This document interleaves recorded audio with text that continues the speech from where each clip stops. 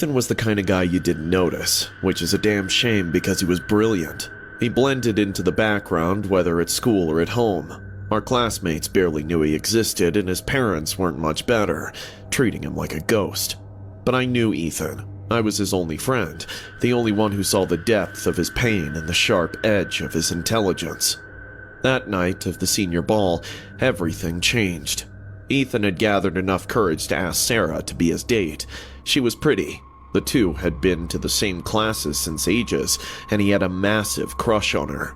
It was a bold move, out of character, but he was desperate to break free from his isolation. She laughed in his face. The rejection was public, brutal, and devastating. I tried to comfort him, but Ethan had already begun to retreat into a dark place. He was caught staring at her on multiple occasions by teachers. He started muttering to himself one day while in class and didn't realize until the students told him.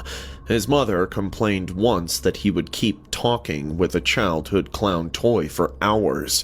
His father was typically out hunting with his buddies to even care.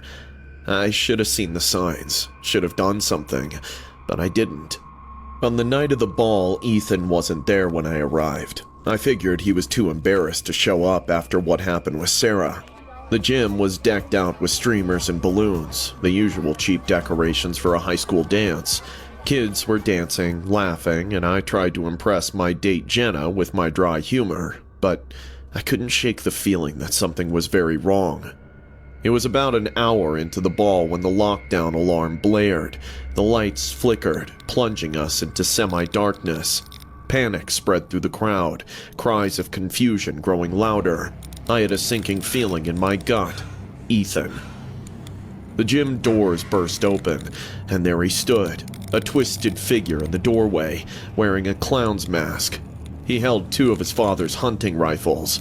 He walked in with a deliberate calm, a man on a mission. Ethan, don't. They will see me now. They will all remember my name.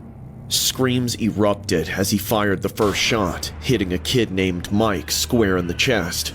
Blood sprayed across the dance floor and chaos ensued. The crowd scrambled, ducking under tables, pushing each other in a desperate attempt to escape, but there was no way out. Ethan had locked the doors. I was frozen, watching as my friend turned into a monster. He moved methodically, shooting indiscriminately. I saw him shoot Rachel, the cheerleader who had mocked his weight the previous year. Her lifeless body crumpled to the floor. He turned and fired at Mr. Thompson, our math teacher, who tried to shield a group of students. The bullet tore through his shoulder and he went down with a scream. Ethan, stop! This isn't you! My voice was lost in the chaos. Ethan didn't hear me, or he didn't care. He kept talking to the voices only he could hear, justifying his actions, condemning those who had wronged him. I saw Sarah huddled under a table, sobbing, and I knew he wouldn't stop till he had her. I pushed through the panicked crowd, trying to reach him. The closer I got, the clearer I could see the madness in his eyes. He wasn't the Ethan I knew. This was someone else entirely. Whatever demons he had in his head, they had conquered him. I just wish someone would have called 911. Ethan, it's me, Jeremy. You don't have to do this. Let them go. He turned to me for a moment. I saw recognition in his eyes, but it was quickly replaced by the same cold rage. He raised his gun, and I felt a sharp burning pain in my side as the bullet tore through me.